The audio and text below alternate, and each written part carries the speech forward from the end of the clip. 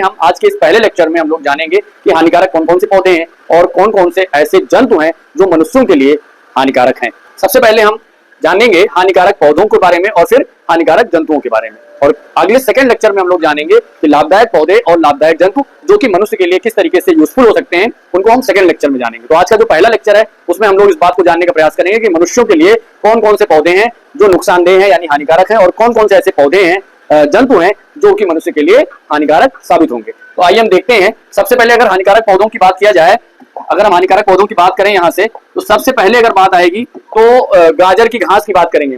गाजर की घास जो होती है अगर स्किन पर आपके लग जाती है, आपको पता होगा, तो उससे खुजली होने लगती है। इसी प्रकार से एक शादी विवाह में देखा होगा लोग जो कुछ मजाकिया टाइप के होते हैं, वो एक छोटा सा चीज होता है उसको केवांच बोलते हैं, आपने सुना होगा। तो उस केवांच को अगर फेंक देते हैं, उस पर रोए होते हैं, तो केवांच जहां भी लग जाता है आपके शरीर पर, वहां पर क्या होता है, खुजली होने लगती है, आदमी बहुत तेजी से खुजलाने लगता है। अगर शादी विवाह में किसी के पास फेंक दो, किसी के ऊपर फेंक दो, या शैतानी, कुछ लोग शैतानी करते हुए धीरे से उसको किसी की लगा देते हैं मजाक में ही, तो उस आदमी को बहुत ढेर सारी क्या होती है, खुजली होने लगती है। तो ये आपके लिए हानिकारक है। मनुष्यों के लिए ये ऐसे पौधे हैं जो कि हानिकारक साबित होते हैं, चाहे वो गाजर की घास हो, चाहे वो केवांच हो। इसके अलावा कच्चे काजू के छिलके जो होते हैं ये भी बहुत ज्यादा खुजली करते हैं, तो ये भी मनुष्य के लिए हानिकारक है। पपीते का दूध हो, सफेद दूध निकलता है, इसके कारण भी खुजली होती है।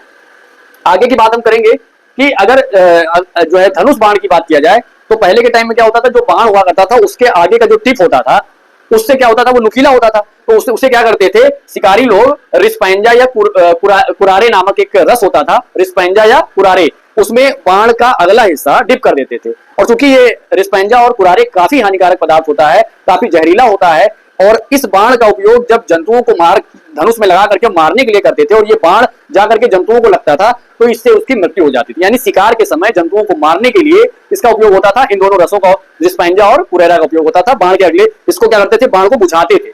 इसी तरीके से पीली कनेर की पत्ती हो, चाहे मदार का दूध हो, ये दोनों जो पदार्थ हैं ये भी बहुत जहरीले होते हैं। इनका उपयोग भी जहरीले पदार्थों के रूप में करते हैं, जो मनुष्य के लिए बहुत ज्यादा ये नुकसानदेह हैं, हानिकारक हैं।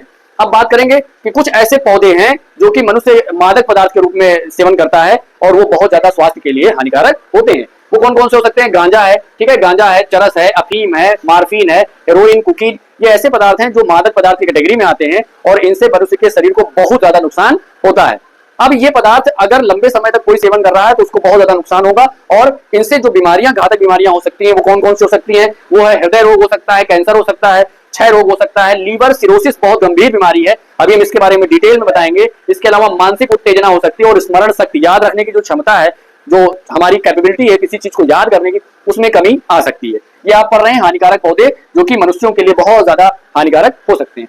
अब बात करेंगे कुछ ऐसे पौधे भी हैं जो मनुष्य को और दूसरे रूपों में भी हानि पहुंचाते हैं। कौन कौन सा? एक तो जैसे कवक है, ये दाद हो गया, खाज हो गया, गंजापन हो गया, ये भी जो है इन कवकों के द्वारा जो पौधे के रूप में है मनुष्य को हानि पहुंचाते हैं।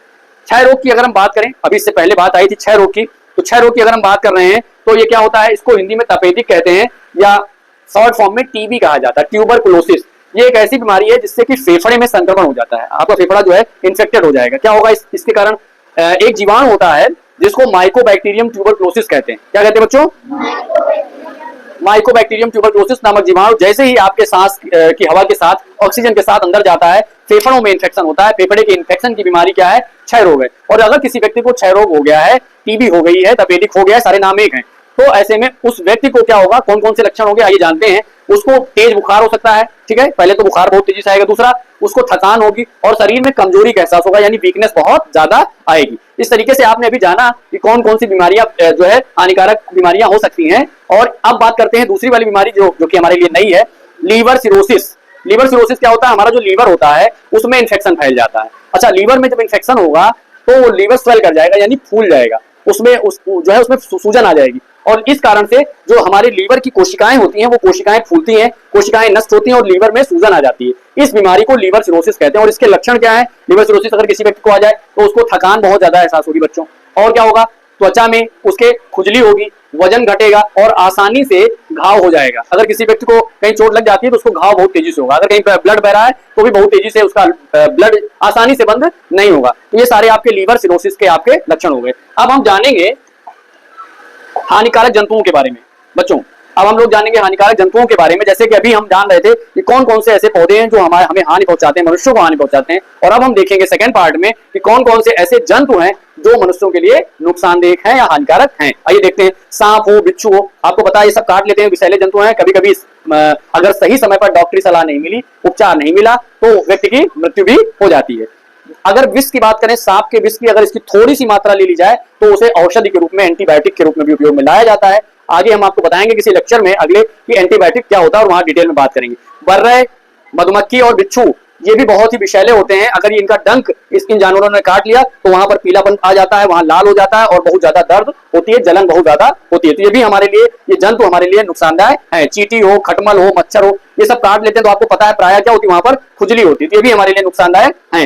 अब हम बात करेंगे अगले चरण में कुछ ऐसे रोगवाहक जीवाणु हैं, रोगाणु हैं, जो बीमारियों को एक स्थान से दूसरे स्थान तक ले जाने का काम करते हैं। इन एक स्थान से दूसरे स्थान तक बीमारियों को ले जाने वाले कारक को रोगाणु या रोगवाहक कहते हैं। ये क्या करते हैं, जैसे कौन कौन हो सकता है रोगवाहक में, मुख्य रूप से जिसकी बात हम लोग करनी है वो हो सकती है मक्खी, वो हो सकता है मच्छर। जो घरेलू मक्खी होती है वो बहुत ज्यादा बीमारियों को काज करती है। अब बात करेंगे मलेरिया की। तो मलेरिया किससे होती है आपको पता है, हम सब जानते हैं, मादा एनोफ्लीज मच्छर के काटने से मलेरिया रोग होता है। अगर हम बात करें घरेलू मक्खी की, तो घरेलू मक्खी से कौन कौन सी बीमारी होती है, हैजा होता है, पेचिस होता है ना, अतिसार, डायरिया, टाइफाइड जैसी बीमारियां होती हैं। और इनमें से कई ऐसी बीमारियां हैं जो दूषित जल से होता है। इसीलिए एडवाइस किया जाता है कि आप स्वच्छ जल पिए, साफ जल पिए, हाथ बार बार धोते रहें। ठीक है।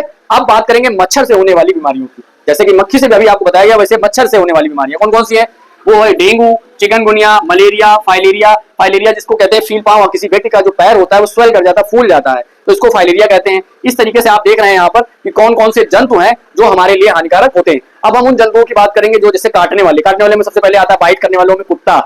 अगर ये काटता है तो आपको कौन सी बीमारी हो जाती है, उसको बोलते हैं रेबीज बीमारी होती है। ठीक है।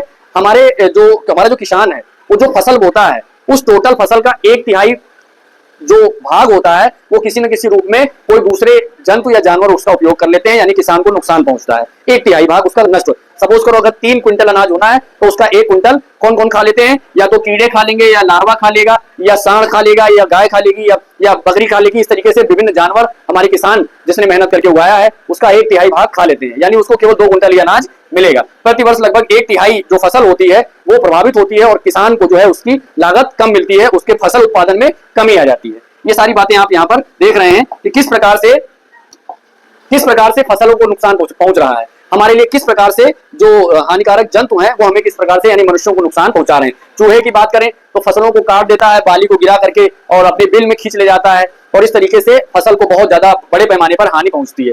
नीलगाय, जिसका दूसरा नाम क्या है, वन रोज है। क्या नाम है बच्चों, ये वन रोज भी झुंड में चलते हैं। छोटे जो पेड़ पौधे होते हैं, पत्तियां हैं, उनको खाना पसंद करते हैं। अरहर हो, ठीक है, अरहर हो, चना हो, मटर हो, जितनी भी दलहनी फसलें हैं इनको मुख्य रूप से ये प्रभावित करते हैं, खाते हैं। आपने इस प्रकार से जाना कि कुछ हानिकारक पौधे ऐसे हैं जो मनुष्य के लिए बहुत ज्यादा नुकसानदेह हैं, इसी प्रकार से कुछ जंतु ऐसे हैं जो हमारे लिए हानिकारक हैं। दोनों को आपने समझा। अगले लेक्चर में हम बताएंगे कि मनुष्य के लिए कौन कौन से पौधे लाभदायक हैं और कौन कौन से जंतु लाभदायक हैं, यानी लाभदायक पौधों और जंतुओं के बारे में हम अगले लेक्चर में चर्चा करेंगे। इस लेक्चर में आपको समझ में आया होगा, उम्मीद है। धन्यवाद।